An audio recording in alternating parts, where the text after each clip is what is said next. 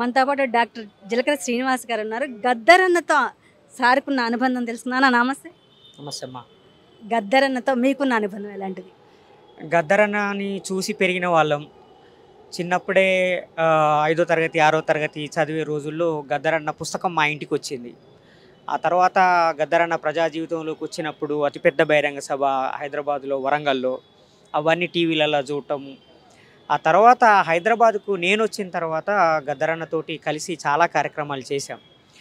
మేము ఆయన్ని ప్రేమగా బాపు బాపు అని పిలుచుకునే వాళ్ళం. అందరేమో గద్దరన్న గద్దరన్న అంటారు. పర్సనల్గా ఆయనతో కలిసి మాట్లాడేటప్పుడు మాత్రం అందరము బాపు అని అంటాం, నేనైతే. సో ఆయనతో కలిసి బహుజన ధూమ్ధామ్ కార్యక్రమాన్ని ఏర్పాటు చేశాం. ఇక్కడే లలిత కళా తోరణంలో బహుజన రాజ్యాధికారం కోసము మీరు పాట పాడాలి, మీరు ఈ దేశంలో విప్లవం రావాలని పాట పాడారు, భూస్వామ్య వ్యవస్థ పోవాలని పాట పాడారు, అట్లాగే కులం పోవాలని పాట పాడారు.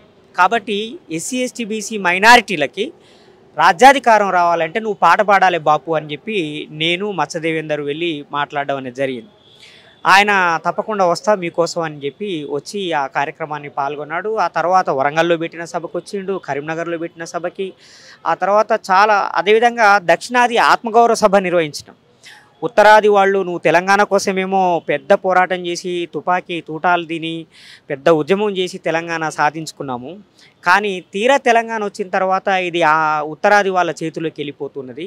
కాబట్టి దక్షిణాది ఆత్మగౌరవం కోసం మేము పోరాడతాం, మీరు మాకు సపోర్ట్గా ఉండండి అని అంటే కరుణానిధి జయంతి సందర్భంగా హైదరాబాదులో మేము ఏర్పాటు చేసిన దక్షిణాది ఆత్మగౌరవ సభకి గద్దరన్న ముఖ్య అతిథిగా రావటం అనేది జరిగింది. ఆయన చనిపోయేంత వరకు మా వీసీకే పార్టీ ఆధ్వర్యంలో జరిగిన ప్రతి మీటింగ్కి వచ్చిండు. మీకు గుర్తు చేస్తా, అమలాపురంలో ఆఖరి మీటింగ్ జరిగింది. వీసీకే ఆధ్వర్యంలో, వీసీకే పార్టీ ఆధ్వర్యంలో కొంతమంది ప్రముఖులకి అవార్డులు ఇవ్వడం జరిగింది. అందులో గద్దరన్న వచ్చాడు.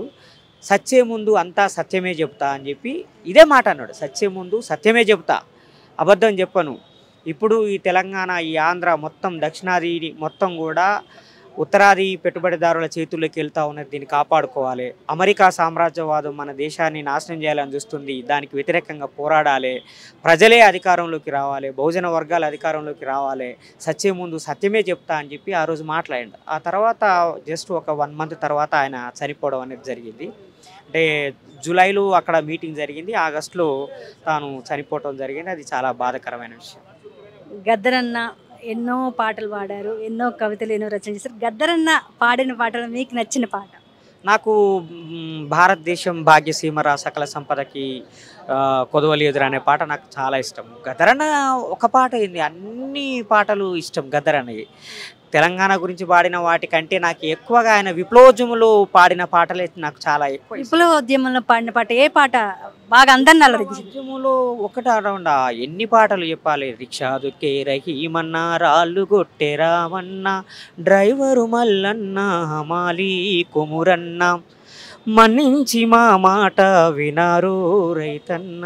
ఎంత అద్భుతమైన పాటలు. నీకున్న ఆస్తంతా 2 రెక్కలు రన్నా, రెక్కలాడితే గాని డొక్క నిండదూరన్నా, నీకున్న ఆస్తంతా 2 రెక్కలు రన్నా, రెక్కలాడితే గాని డొక్క నిండదూరన్నా. అంటే కవాలీని రెవల్యూషన్లోకి తీసుకొచ్చిండు.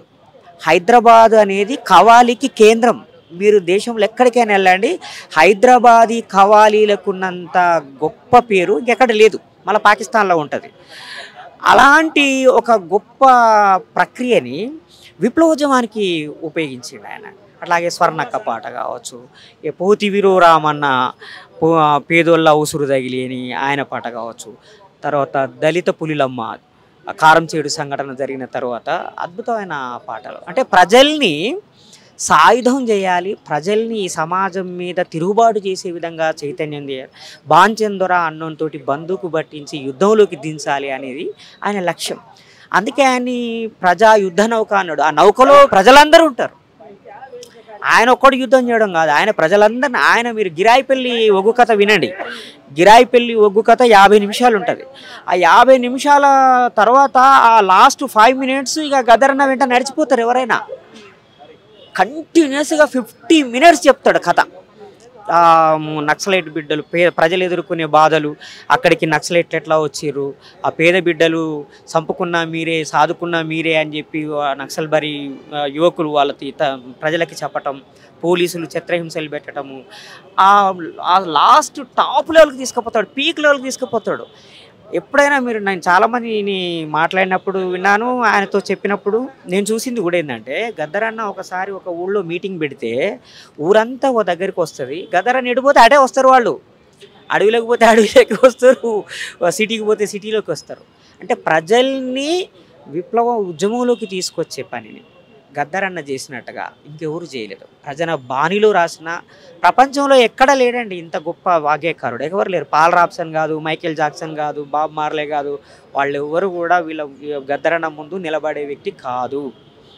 దళిత పులులమ్మ అనే పడత చాలా మంది ఇన్స్పైర్ అయ్యారు అన్నది అంటా ఉంటారు అన్నది అంత. అవును, దళిత పులులమ్మ అంటే దళిత కారంచేడులో దళితుల్ని చంపినప్పుడు అసలు ఆ కారంచేడులో దళితులని ఎందుకు చంపారు? ఎందుకంటే కమ్మ భూస్వాములకు వ్యతిరేకంగా దళితులు నిలబడ్డారు కాబట్టి వాళ్ళ మీద ఒక 10-15 గ్రామాల నుంచి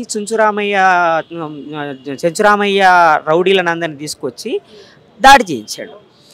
అంటే ఆ దాడిలో కూడా వాళ్ళు ఎదురు నిలబడి ఫైట్ చేసి చచ్చిపోయారు. అందుకని దళిత పులులమ్మ కారం చెడు భూస్వాములతోటి కలబడి నిలబడి పోరు చేసిన దళిత పులులమ్మ ఎట్లా ఫైట్ చేసిండో చెప్తాడు దాంట్లో కథ అంతా. ఇట్లా మనకు గద్దరన్న గొప్ప విషయం ఏంటంటే, ఆయన ఏదన్నా పాడితే మనకి ఆ పిక్చర్ కనిపిస్తుంది, ఆ దృశ్యం కనిపిస్తుంది.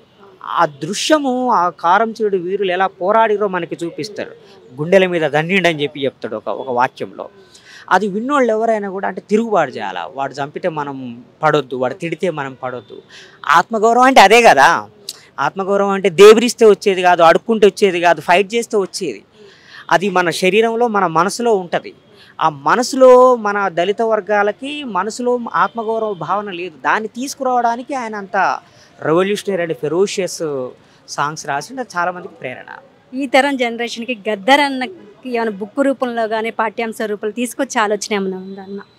అలా ప్రభుత్వాలు అంత సిద్ధపడతాయని నేను అనుకోను.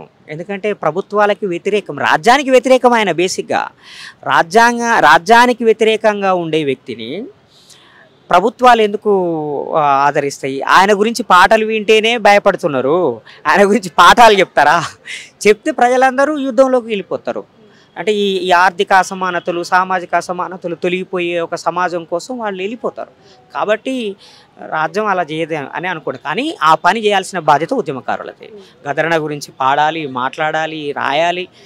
ఆయన ఏ ఆలోచన కోసము ఆయన 60 ఏళ్లకు పైగా జీవించిండో ఆ ఆలోచనని మన సమాజంలోకి తీసుకుపోవడానికి ప్రయత్నం చేయాలి. అదే ఆయన ఉద్యమకారులుగా కానీ, ఆ గద్దర అభిమానులుగా కానీ మనం అందరం చేయాల్సిన పని.